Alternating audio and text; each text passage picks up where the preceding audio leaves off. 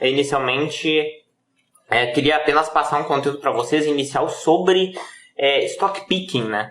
Porque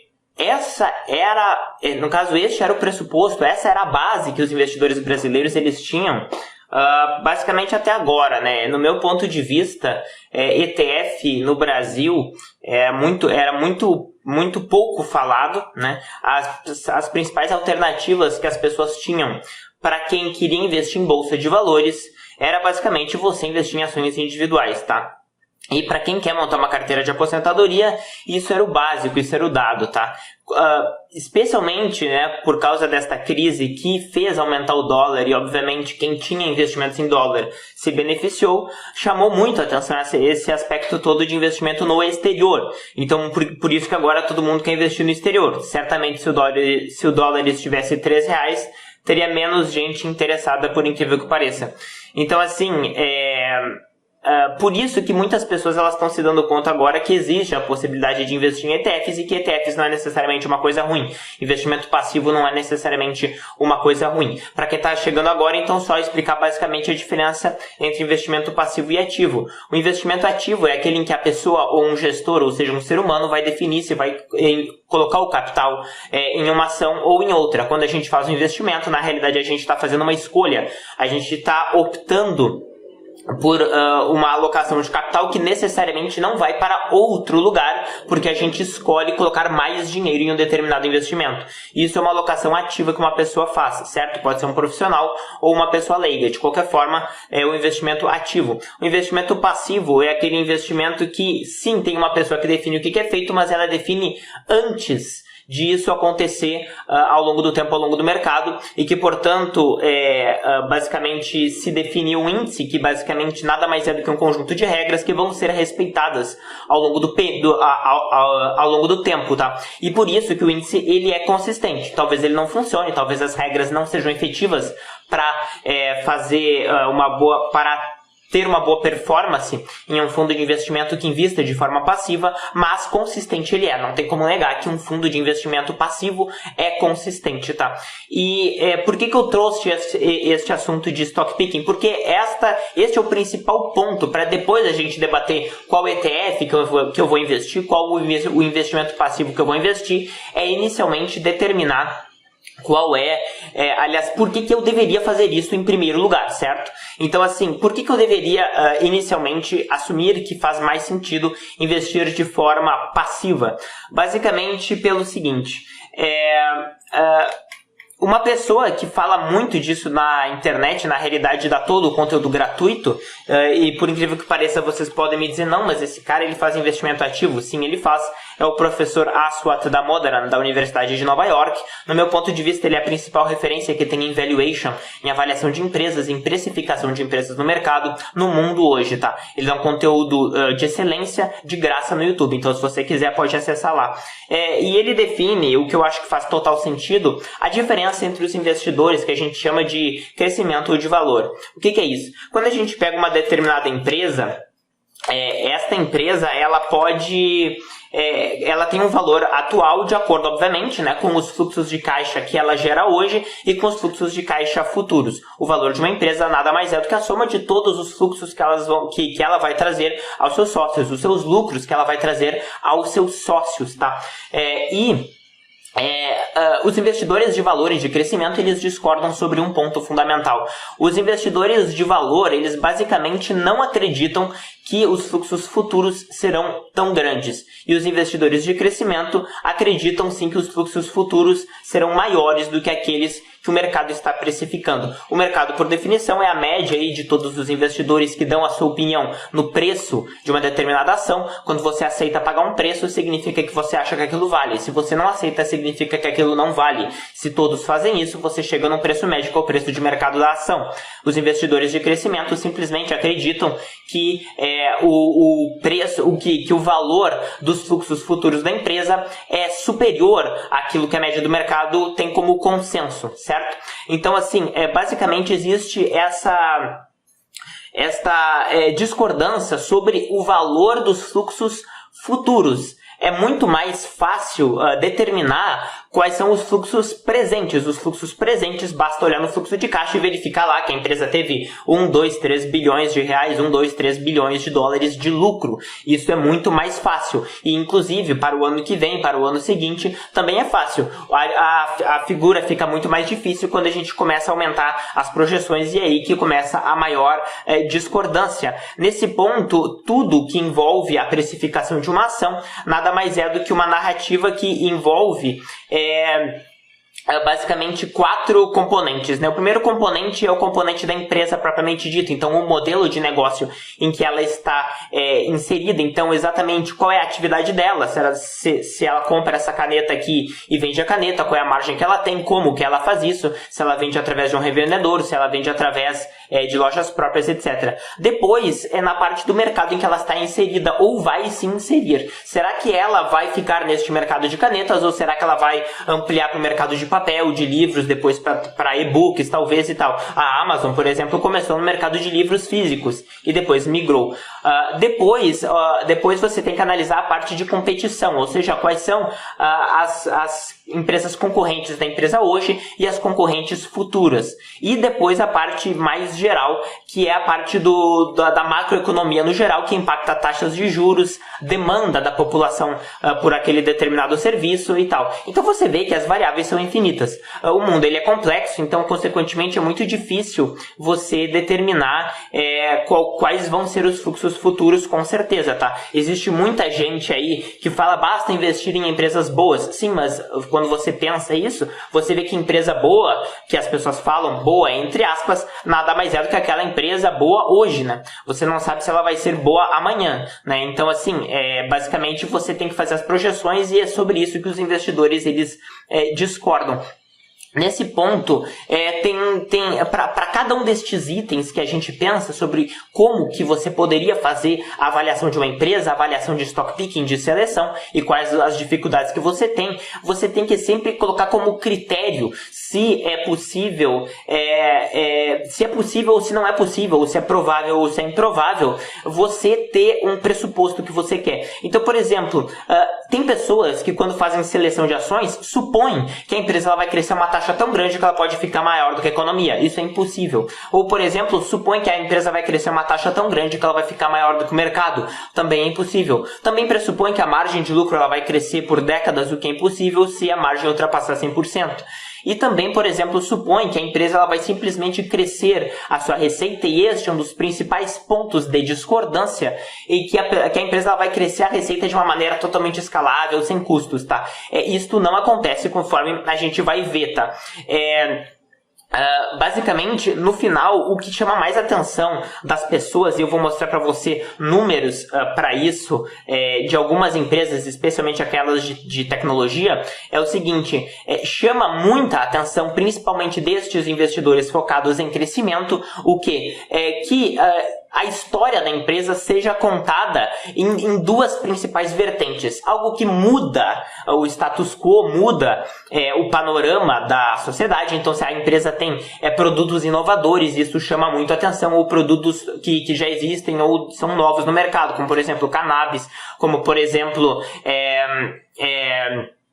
carros elétricos, enfim, qualquer tipo de produto que não existe, carne feita em laboratório, etc. Vários tipos de produtos ou serviços que mudam o nosso panorama faz a gente criar um imaginário grande, isso chama a atenção das pessoas, tá? E além disso, o outro ponto que chama muito a atenção é quando este crescimento e esta narrativa é feita através de benefícios sociais, através de benefícios que todos irão lucrar, toda a sociedade vai se dar muito bem, né? É difícil você convencer um investidor de crescimento ou criar uma narrativa para empresas que não são socialmente aceitas. Por exemplo, se eu vou falar que eu vou criar uma empresa com cigarros, é muito mais difícil você sustentar uma narrativa nesse ponto. As pessoas tendem a se recusar a investir nesse tipo de investimento, tá? Então, Então, assim, o ponto que eu queria passar aqui para vocês, principalmente qual é? Quando a gente fala de crescimento, e é aí que tá a discordância. O crescimento, ele depende totalmente do quê? Do retorno que a empresa tem sobre o capital investido dela, o capital de ativos que ela já possui hoje, certo? E o reinvestimento que a empresa tem. Então, se a empresa ela tem R$100 lá investido nos seus ativos, pode ser todos os seus ativos, tá? Inclusive os intangíveis. Então, por exemplo, empresas de tecnologia têm muitos ativos que são intangíveis, tá? Que não aparecem necessariamente no balanço. O retorno sobre o capital investido da empresa é o que vai gerar o lucro dela, basicamente, então o resultado operacional. Agora, para a empresa crescer, se ela consegue gerar um determinado resultado em cima daquele capital que ela já possui, é importante que para ela crescer que ela tenha mais capital. Afinal, se ela conseguisse gerar capital sem investir nada, na realidade o retorno sobre o capital dela seria maior do que o que a gente acabou de ver, certo? Então toda empresa, por definição, para crescer, precisa ou reinvestir dinheiro com uma taxa de retorno sobre o capital alta, ou com o mesmo investimento, aumentar a sua taxa de retorno sobre o capital, tá? Então, assim, primeiro ponto neste item. Quando a gente olha esse indicador, que na realidade o retorno sobre o capital é o ROIC, né? O Return on Invested Capital, a gente vê que, por exemplo, o Invested Capital, tá? Ou seja, o capital investido, que é aquilo que ela já tem, é feito basicamente do patrimônio líquido da empresa, do valor da dívida, e retira caixas e equivalentes de caixa e tal. Então, basicamente, primeiro que pode ter muita discordância sobre o que é o patrimônio líquido da empresa se a análise do balanço não estiver bem feita, tá? Então, assim, neste ponto, esse indicador já pode ser um pouco perigoso se você vai selecionar uma empresa somente porque ela tem um ROIC alto, tá? Além disso, quando a gente olha a parte superior da relação, ou seja, quando você olha a parte do retorno, que é basicamente o retorno operacional, o retorno da empresa, é importante entender o que? Que você tem que considerar muitas vezes que investimentos feitos em pesquisa e desenvolvimento, muitas vezes eles entram, eu estou falando apenas de uma parte contábil para mostrar como é difícil muitas vezes a gente considerar um indicador que é dado no mercado, que é o seguinte: quando você considera, por exemplo, investimentos em pesquisa e desenvolvimento, ou, por exemplo, leasing, né, de determinados equipamentos, você tem que considerar isso como capital investido e não como despesa. Isso altera fortemente o resultado operacional da empresa. Pode parecer um pouco confuso essa parte toda contábil, mas eu só estou explicando que nessa relação do ROIC, né, do resultado operacional sobre o capital investido, existem diversos itens que, se não bem contabilizados, você vai acabar se orientando por um indicador ruim, tá? E isso eu estou falando para aquelas pessoas que, se querem investir em ações individuais, precisam olhar os balanços, né? Porque, assim, não basta você simplesmente investir através de uma narrativa sem olhar balanço. Eu vou mostrar para vocês na prática aqui que existem, no meu ponto de vista, algumas empresas que são negociadas, sendo que muitos investidores não olham o balanço, tá?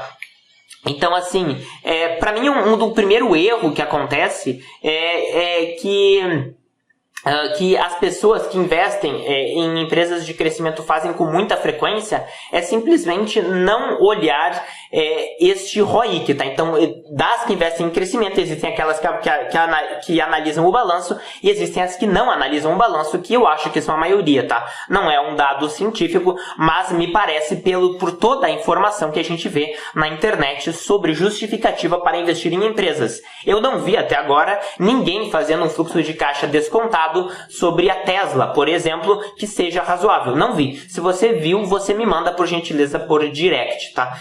Além disso, na parte do risco, né? As pessoas, elas só olham o risco quando ele acontece.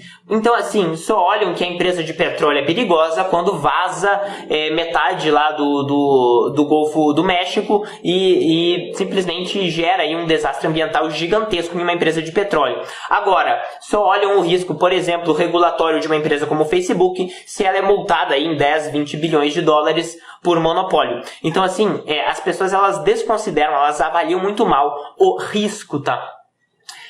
Além disso, um argumento que é feito, e eu já vi isso falando no mercado, é o seguinte: você precisa investir em empresas boas, empresas que crescem, porque empresas boas tendem a permanecer boas. Bom, isto é cada vez menos verdade, tá? Eu tenho um dado bem interessante aqui, que é o seguinte, é o tempo que normalmente empresas permanecem no S&P 500. Então, assim, se uma empresa conseguiu crescer e conseguiu ficar dentro das maiores empresas dos Estados Unidos, nos anos 60 e 70, em média, empresas ficavam aí de 20 a 35 anos, em média, dentro do S&P 500, antes de declinar, né? Antes de, dentro do seu ciclo de vida, caírem. E hoje, por exemplo, essa média está aproximadamente em 10 a 15 anos. Então você vê que a rotatividade praticamente duplicou. As empresas entram e saem muito mais rapidamente. Então essa daí de falar que empresas boas tendem a permanecer boas, isso na realidade era muito mais verdade no passado e está cada vez cada vez menos verdade, tá? Então, assim, se você simplesmente compra uma empresa de crescimento porque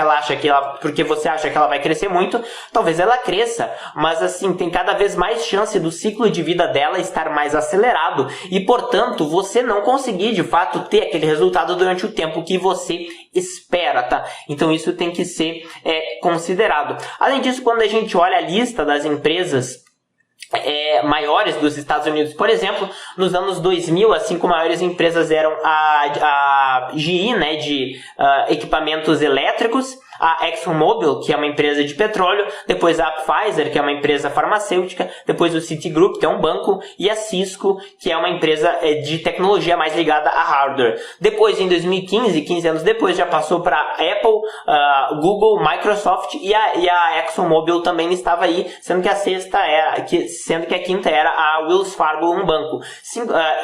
3 anos depois, né? Aliás, hoje a gente já vê isso, do 2020, hoje já é Microsoft, Apple, Amazon, Google e Facebook. Então você vê que tem uma rotatividade grande, né? As pessoas vivem querendo investir apenas nessas empresas. Vocês podem notar que a maioria das propagandas que são feitas sobre investimento no exterior, hoje, pelo menos todas as que eu recebo no meu celular, e eu tenho aí eu recebo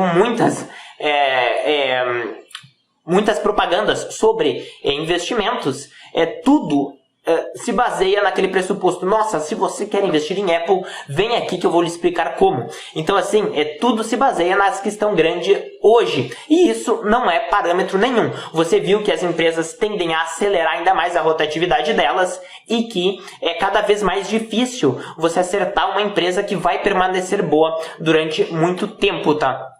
Então, assim, vocês devem ter visto eu já tinha comentado sobre este assunto no meu canal, mas basicamente quando a gente observa aquele indicador da Standard & Poor's que faz análise no mundo inteiro, o SPIVA Scorecard, que ele compara fundos mútuos, ou seja, fundos ativos, com índices de mercado, ou seja, basicamente regras passivas que respeitam que são índices que respeitam regras passivas para investir em ações. No Brasil, por exemplo, nos últimos 10 anos, 85% dos fundos não conseguiu bater a média do mercado, né? Então, assim, se você tivesse simplesmente investido num PIBB11, ou o próprio Ibovespa, você teria muito mais chance de ganhar da média pagando uma taxa muito inferior, tá? Então, assim, no meu ponto de vista, o principal ponto que tem quando a gente fala de stock picking é essa dificuldade de você prever fluxos muito futuros, tá?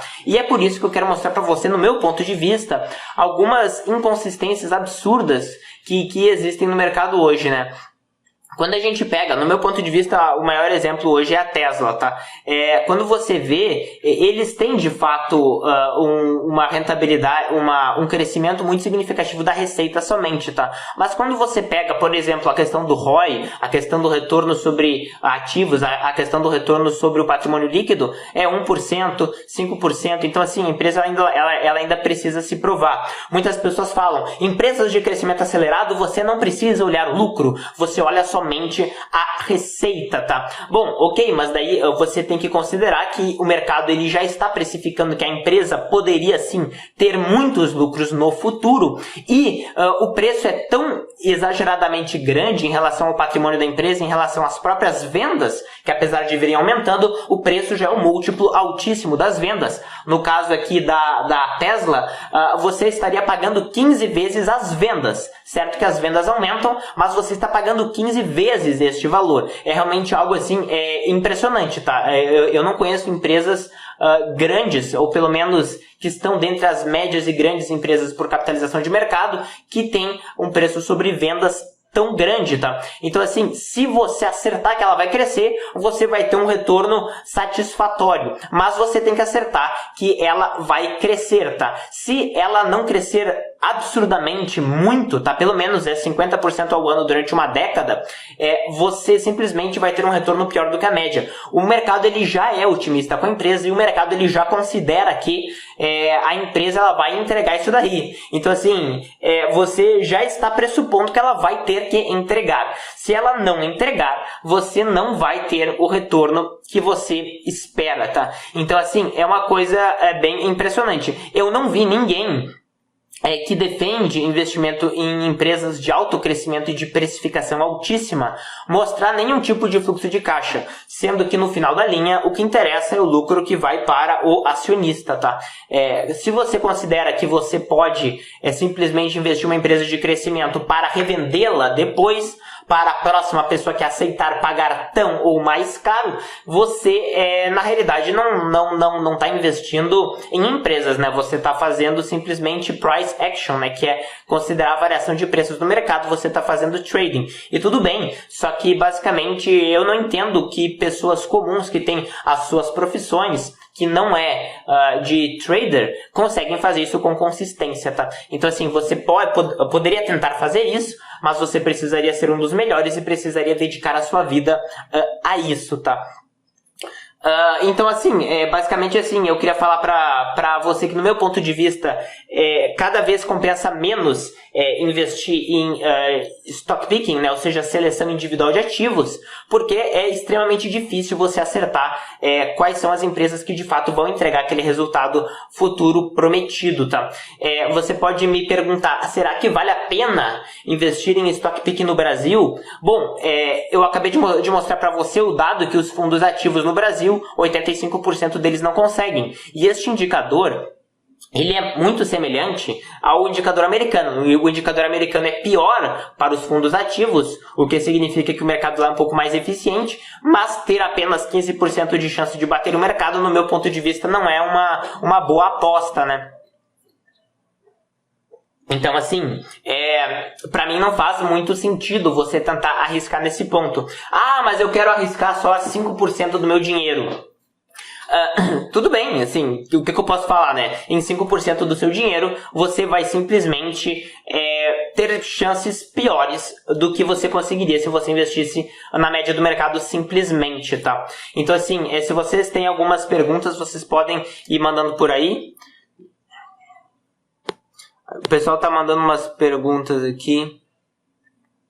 Algum ETF que gire pouco a carteira? Esse ponto ele é interessante, né? Os custos de um ETF, os custos de um fundo passivo, eles são diretamente proporcionais ao giro que a empresa tem, basicamente, tá? E a quantidade de ações que ela vende e que compra. E, obviamente, fundos mais amplos que investem em mais ações e que investem por capitalização de mercado tendem a ter um turnover, um giro muito menor, tá? Porque a cada rebalanceamento eles tendem apenas a trocar empresas ou que saíram totalmente do mercado ou que entraram naquela faixa de tamanho que o fundo investe. Mas, em regra, eles trocam bem menos ações. Então você tem bem menos custo, né, de carrego, que a gente chama. Investir em ETFs de setores específicos é tão ruim quanto stock picking? Não, por definição, porque se você investe em ETFs de setores específicos, você está investindo em todas as empresas de um setor. Então, quando a gente considera que o risco da empresa é o tanto de mercado geral, o risco sistemático, quanto o risco não sistemático. Se você considera que o risco não sistemático é o risco somente da empresa, se você investe em mais empresas, mesmo que sejam empresas parecidas, claro que você acaba reduzindo o seu risco específico, porque você está sujeito a riscos de outras empresas, mesmo que do mesmo setor. É claro que você reduziria ainda mais o seu risco se você investisse em outros setores. Não é tão ruim, mas, enfim, é um meio termo entre os dois. Qual o principal fator que entregou rentabilidade ao longo da história, tá? O fator que entregou mais rentabilidade ao longo da história, descontando os custos, foi valor, tá? Depois, o fator que melhor funcionou foi momentum, mas ele é o de mais difícil aplicação. Momentum nada mais é do que comprar empresas que estão subindo e segurar essas empresas por pouquíssimo tempo. Em geral, um mês, tá? Porque empresas que sobem durante 6 a 12 meses tendem a subir no próximo mês. Não é ficar segurando a empresa durante muito tempo, senão você acabaria tendo uma estratégia de crescimento. Tá na hora dos ETFs de valor. Bom, já me fizeram muitas vezes essa pergunta, será que vale a pena eu tentar fazer timing em fator, né? Então assim, eu posso tentar comprar uma ação quando eu acho que ela tá barata, eu posso tentar investir num mercado quando eu acho que ele tá barato, eu posso tentar investir em um setor quando eu acho que ele tá barato, e eu poderia também tentar investir em um fator, se eu acho que ele tá barato. Então, por exemplo, o fator crescimento, fator valor, e assim, fazer timing de fator é muito mais difícil e muito menos seguro do que você fazer timing com qualquer uma das outras características que eu falei, tá? É mais fácil você fazer stock picking do que você fazer timing de fator, tá? Por quê? Porque o mercado ele pode permanecer irracional ou muitas vezes inconsistente com os dados históricos muito mais tempo do que você espera. Conforme você já deve saber pelos meus vídeos, de 2007 até hoje, então agora praticamente 13 anos, o fator valor ele performou pior do que o fator crescimento, tá? Então assim, se você fizesse timing, você provavelmente não teria tido uma boa performance, tá? Então assim, você pode me perguntar por que você acredita no fator valor, ou seja, você comprar empresas abaixo da média, se o mundo pode ter mudado de maneira estrutural. Bom, basicamente porque assim, o que acontece é que a gente tem, conforme eu expliquei, os dois tipos de investidores. Aqueles que acreditam que a empresa ela vai performar melhor no futuro e outros que acreditam que aquele futuro não vai ser tão glorioso assim. Isso já foi constatado, inclusive, pelos próprios analistas de valores, e eu não estou falando dos investidores, tá? Porque investidores, pessoas físicas, é uma coisa. Analistas são necessariamente aquelas pessoas que estão no mercado e que estudaram e que têm muita experiência, tá? Tem um indicador que é o IBIS. Depois vocês podem procurar no Google, eu vou fazer vídeo sobre isso, que é basicamente um compilado de todas as recomendações de investimentos de analistas no mundo, em diversas bolsas, tanto em mercados emergentes quanto em mercados desenvolvidos, em que eles veem quanto que os analistas chutam que vai ser o retorno futuro das empresas. E isso é o retorno futuro somente de 1 ano, tá? Então é uma coisa bem próxima. E em regra geral, assim, ao longo de todo o período analisado desde os anos 70, os analistas sempre chutam que as empresas vão ter uma performance melhor do que o que elas têm de fato. Então isso demonstra o otimismo natural que o mercado tem com as empresas e que, portanto, precificam crescimento acima do que de fato acontece. E que, portanto, sempre que tem uma frustração de expectativa, o preço ele tende a cair, especialmente para aquelas empresas que foram precificadas pelo futuro, certo? Então assim, se isso sempre ocorreu, especialmente em períodos curtos de 1 ano, você supor, principalmente, que você vai acertar daqui a 10 anos, que é, por exemplo, o que uma empresa como a Tesla propõe, você acertar que ela vai crescer 50% ao ano durante 10 anos, é basicamente você pedir para errar, né? Porque assim, o erro ele é certo, a questão é qual é o nível de erro que você vai ter, né? Acho que o atrativo do stock picking é a ideia de estar com empresas boas. Recomendo algum ETF de qualidade mais leve que possa substituir o neutro? Bom, assim, você tem, conforme eu falei naquele meu vídeo sobre qualidade, que eu recomendo que você veja no meu canal, caso você não tenha visto, o fator qualidade, que é basicamente empresas rentáveis, ele tem diversos critérios que podem incluir ou excluir empresas do índice, tá? Diversos critérios que podem selecionar ou não selecionar empresas para uma estratégia de qualidade, de empresas boas, porque essa é uma das principais críticas que as pessoas têm a ETFs neutros ou ETFs gerais, é que tem muita empresa ruim dentro. E basicamente, dentre os critérios que melhor funcionam, é basicamente a rentabilidade sobre o patrimônio, sobre ativos e o que eles chamam de accruals, né, que é a diferença entre o caixa que entrou e o lucro que a empresa reportou. Então, assim, fundos que fazem isso, americano é o SPHQ e o IDHQ fora dos Estados Unidos. Esses são fundos que fazem exatamente isso. Além da diversificação e diluição de risco, qual outro bom motivo para investir em ETF? Não seria melhor então só investir em VT? Por que focar em valor ou algo do tipo? Não estaria fazendo sobreposição? Conforme eu falei num vídeo que eu lancei ontem, sobreposição não é um problema em si, tá? Por quê? Porque a sobreposição, ela nada mais é do que a concentração. Você, no momento que você tem um mercado neutro global aqui, certo? Você tem um mercado neutro, você pode optar, a partir do momento que você já investe em tudo da maneira mais diversificada possível, como por exemplo um VT da vida, como um ETF extremamente amplo e global, você só consegue, qualquer coisa que você faça a partir disso é concentrar, né? Você não consegue diversificar mais do que a diversificação máxima. Então você vai concentrar para quê? Por que você concentraria capital em algum tipo de empresa? Basicamente para tentar ganhar mais, ou para tentar perder menos, né? Ou seja, para tentar aumentar a sua rentabilidade e para tentar diminuir o seu risco, tá? O seu risco você diminui basicamente concentrando capital na parte de renda fixa e na parte de empresas que são menos voláteis, tá? Então, essas empresas menos voláteis, historicamente, tendem a não sofrer tanto em crises. Esta crise foi excepcional porque elas sofreram tanto quanto, mas a todas as anteriores, empresas menos voláteis tenderam a ter uma performance melhor. Então você concentra capital para isso. Então, por exemplo, se você tem um ETF como o VT, você poderia, se você quiser, investir em algum ETF específico que selecione empresas com menor volatilidade. Aquele ETF, o SMV, por exemplo, faz isso. Ele seleciona empresas que têm baixa correlação entre si e baixa correlação com o mercado. Dois tipos de correlação que ele considera como critério de seleção para selecionar empresas menos arriscadas por este critério, tá? Então, assim, você pode fazer isso. Você estaria concentrando capital, buscando a redução do seu risco, tá? Então, assim, por que focar em valor ou algo do tipo? É o contrário, né? É para você tentar ganhar mais. Os fatores, as características que estatisticamente fazem você ter uma performance melhor é valor. Seria para isso. Você concentraria capital para isso. E não tem problema você sobrepor, porque você quer justamente concentrar, certo? É impossível você investir em VT menos aquelas empresas de valor que você quer. Seria impossível você investir só num ETF de valor e em um outro que engloba todo o redor. Não existe isso. Não existe ETFs com buracos exatamente para o que você quer, entendeu?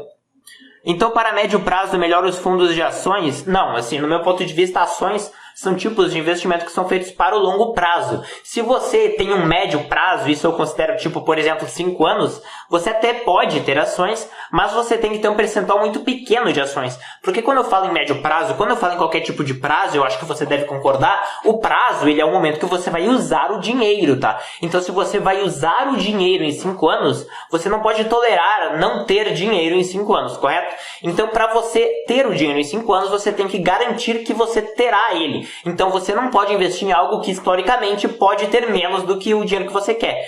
Então assim, você pode investir em ações, tudo bem, mas daí invista aí no 10%, 15%, tá? Para tentar, enfim, ter uma rentabilidade um pouco maior. Mas basicamente eu não investiria em ações para prazos curtos, abaixo de 5 anos. ETF globalmente diversificado protege da alta do dólar? Esse é um ponto interessante. As pessoas elas têm muita dúvida, especialmente para nós que somos brasileiros, sobre a questão do câmbio, tá? Então, assim, o que eu faço se o dólar perder poder de compra no mundo, ou se aumentar o poder de compra no mundo, né? Sempre que você está com medo que uma moeda desvalorize, ou seja, que ela valha menos em relação às outras, né? Que esta moeda compre menos coisas nas outras moedas, você simplesmente, é uma questão muito simples.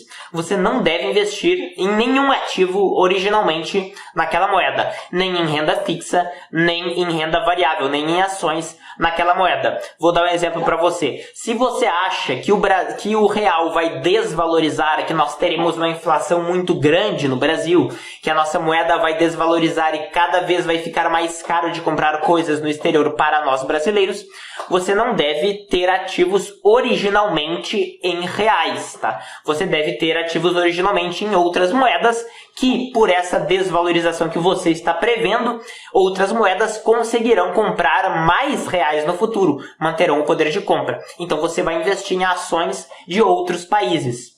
Neste ponto é importante fazer uma diferenciação muito grande, que as pessoas elas confundem muito. E qual é essa diferenciação? É a moeda de negociação da moeda do ativo original. As pessoas acham que pelo fato delas estarem comprando ETFs numa bolsa americana, nos Estados Unidos, negociando em dólar, que o investimento delas está em dólar. Não está em dólar. Se você mandar todo o seu dinheiro para os Estados Unidos hoje, pela Avenue, por qualquer corretora, e você comprar um ETF brasileiro, o seu dinheiro estará 100% exposto ao real. Então, se o real desvalorizar, o que vai acontecer é que o ativo que você comprou nos Estados Unidos, ele vai desvalorizar além da variação do ativo brasileiro, ele vai desvalorizar pelo câmbio. Então, o seu investimento em dólares vai começar a cair, certo? Por quê? Porque originalmente o ativo que você tem, a empresa que você comprou, ela é em reais, é uma empresa brasileira que tem as suas operações em reais, correto?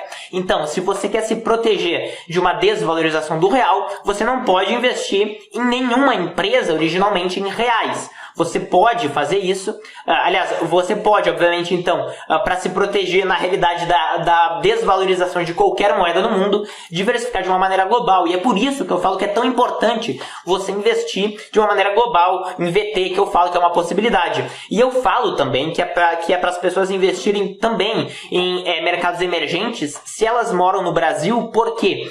Porque, na realidade, se você parar para pensar, se você mora no Brasil, você tem os seus gastos em reais, certo? Então, em tese, você pode ter uma desvalorização do real frente ao mundo. Você aceita mais isso do que, por exemplo, um americano. Supondo que tem você e o seu tio. O seu tio mora nos Estados Unidos e tem os seus gastos em dólar. Você mora no Brasil e você tem os seus gastos em reais. Se você mandar o seu dinheiro para os Estados Unidos e comprar um ETF brasileiro, de ações brasileiras, como por exemplo EWZ, se o real se desvalorizar, se tiver uma inflação alta no Brasil, aquele ativo ele vai cair em dólares. Mas se você parar para pensar, como o dólar compra mais reais, o seu poder de compra em reais ele se manteve, correto? Em reais ele se manteve. Agora, para o seu tio que está lá em dólares, se ele comprou também esse ETF brasileiro em dólares, ele vai ver o dinheiro dele em dólares cair. Isso não é bom para ele porque ele perdeu dólares. Se você é brasileiro e você investe em reais, em tese você mantém o seu padrão se você está investindo na sua moeda. É claro que se você considera que vai ter uma inflação e vai piorar a sua situação, você quer ganhar dinheiro com a desvalorização do real, faz sentido, obviamente, você investir em outras moedas porque você vai ganhar no câmbio. Mas se você não considera aí que você consegue fazer timing de câmbio, que eu considero que ninguém consegue fazer, faz mais sentido você diversificar de maneira global. E eu falo que faz sentido você investir em países emergentes. Por quê? Porque se você investir em países emergentes, se tiver queda da força do dólar no mundo e você tiver ativos de países emergentes, estes ativos vão se valorizar fortemente em dólares, na moeda de negociação dólar, não na moeda deles original, que a moeda original ninguém sabe o que vai acontecer. Eu não sei se a ação que eu comprei em reais aqui no Brasil, ou se eu comprei através dos Estados Unidos em reais, se esta ação ela vai se valorizar ou se ela vai se desvalorizar, certo? Eu não sei isso. O que eu sei é que eu posso me proteger de uma desvalorização do dólar se eu não investir em dólar. Basicamente é isso.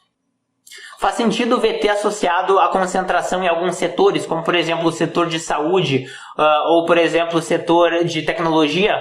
Bom, é uma possibilidade que você está assumindo esse risco, certo?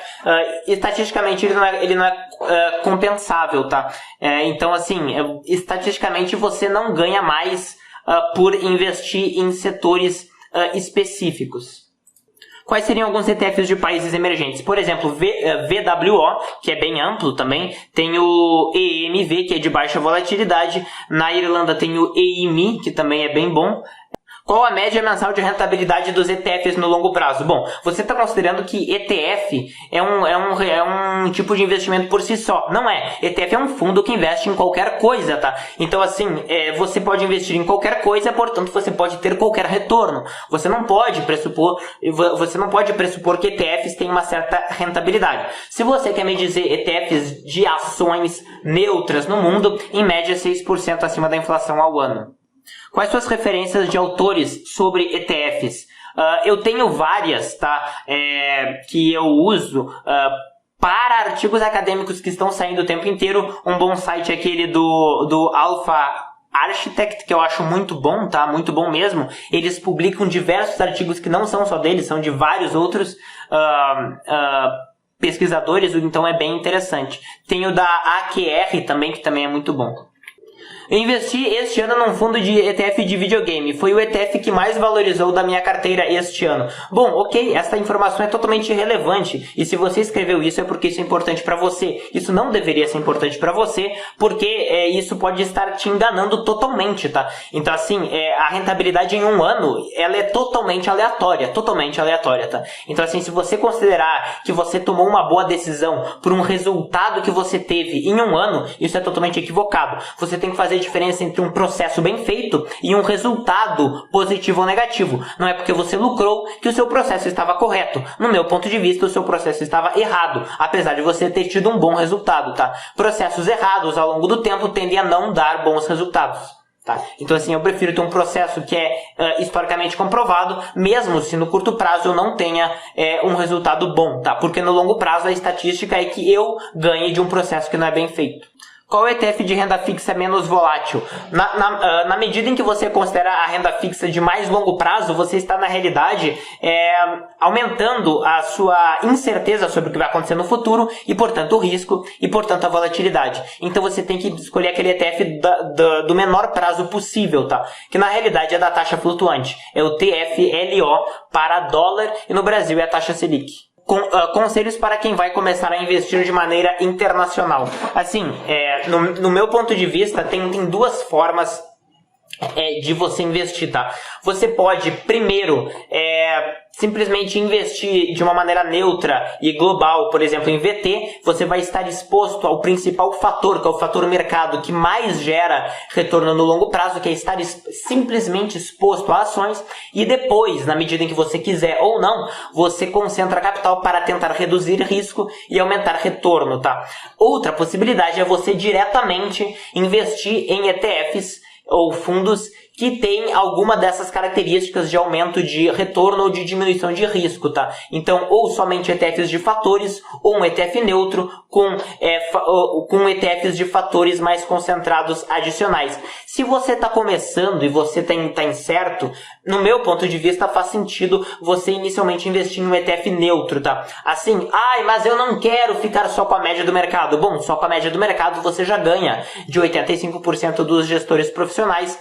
Todos os fundos de pensão, basicamente a maioria deles, né, investe também de maneira neutra e diversificada. Quando você pega os planos de previdência privados por aí, os planos de pensão das estatais, fora, obviamente, esses roubos que tem aí, os mais sérios, quando eles investem no mercado de ações, especialmente os internacionais, eles investem de forma neutra, então não tem problema, é normal e você já vai estar tendo todo o ganho da maior parcela dos fatores, tá? O Eugene Fama, que foi um dos fundadores aí do Fator Valor nos anos 70, ele mostrou que assim, quando a gente considera a diferença entre duas carteiras de investimento, que uma carteira pode ter ações, renda fixa, qualquer coisa dentro dela, e outra carteira que também pode ter qualquer coisa, 70% da diferença de resultado vem pelo fato de uma ter ações e outra não ter ações, tá? Então assim, simplesmente o fato de ter ações já gera a maior parte da diferença.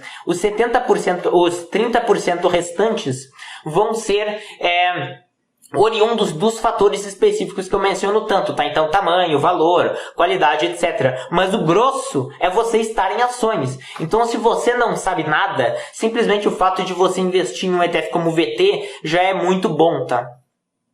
Qual percentual seria interessante alocar em cada mercado? Normalmente você não sabe qual mercado vai performar melhor, então você deveria, no meu ponto de vista, investir de maneira neutra, ou seja, proporcional ao tamanho de cada mercado. Eu invisto um pouco mais e acho que faz sentido para quem mora em alguma região ter um pouco mais de alocação naquela região, porque reduz o risco cambial de uma desvalorização das outras moedas. Então, por exemplo, se eu tiver todo o meu dinheiro só em ações americanas, se o dólar se desvalorizar frente ao real, eu vou perder dinheiro em reais, o que é ruim para mim, que os meus gastos são em reais.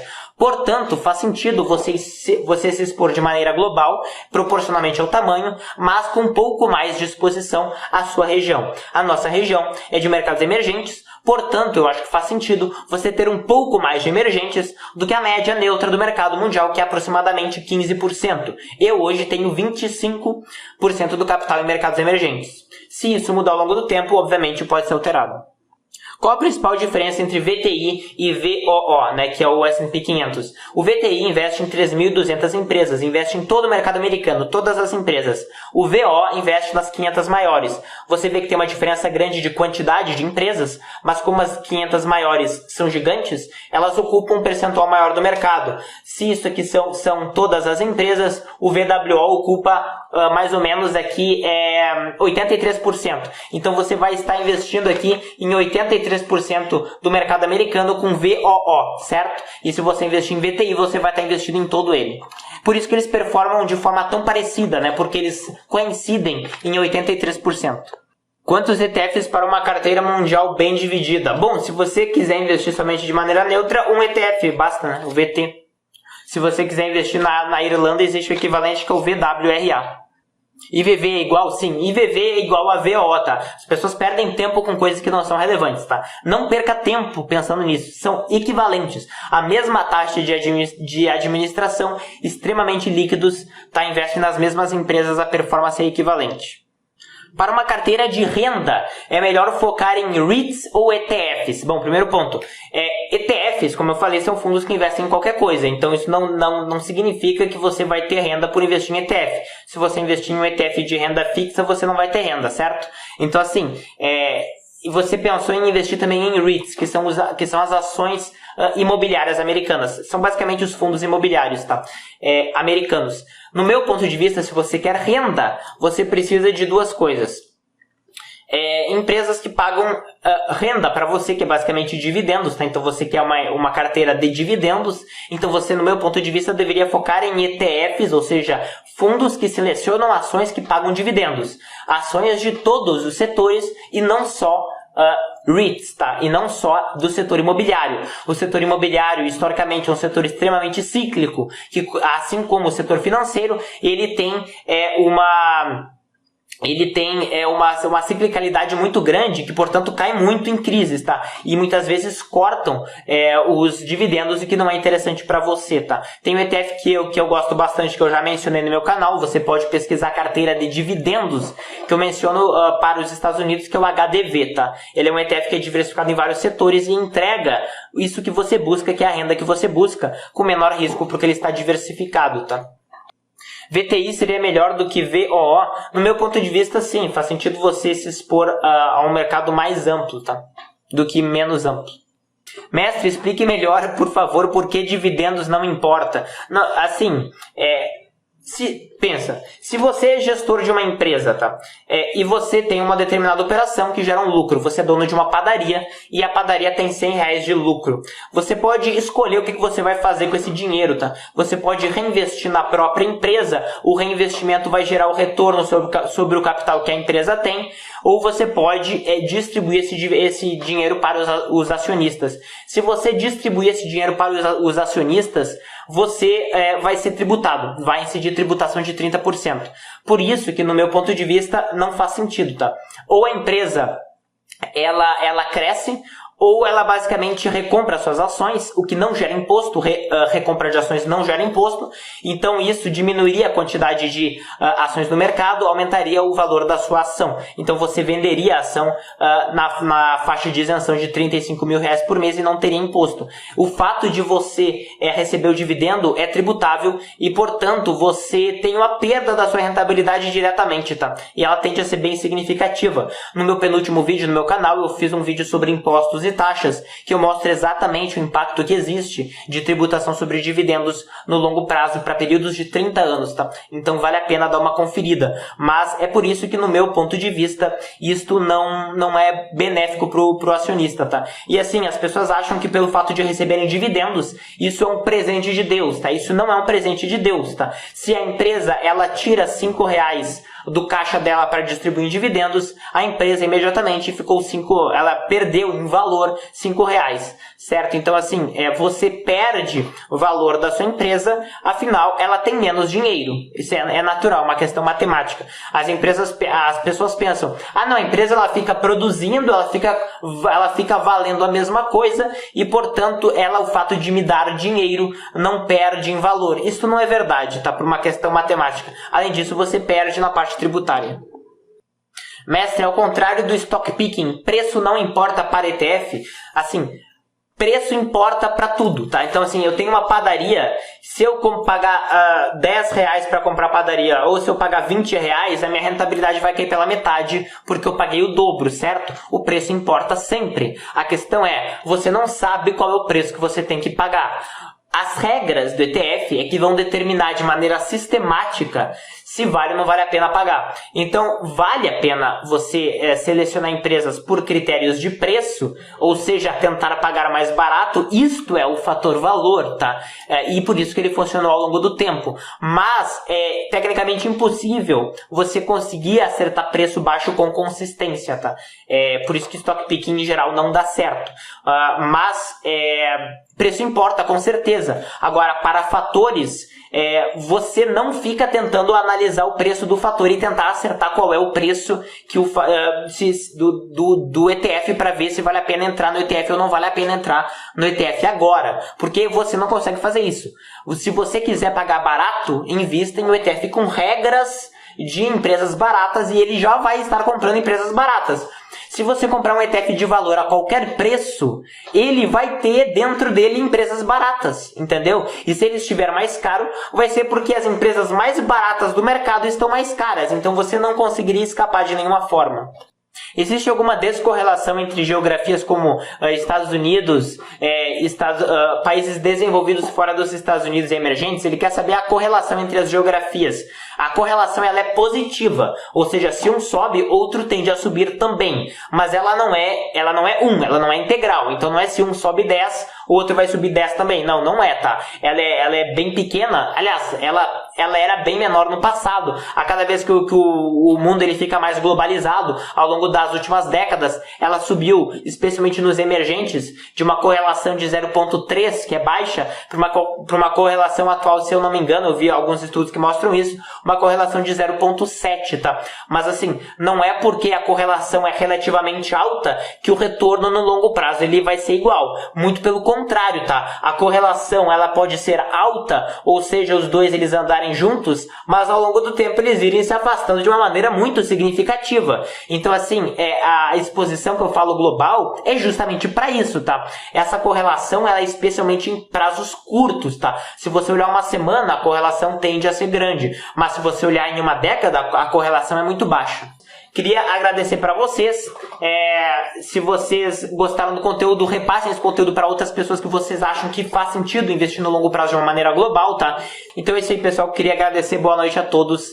Valeu!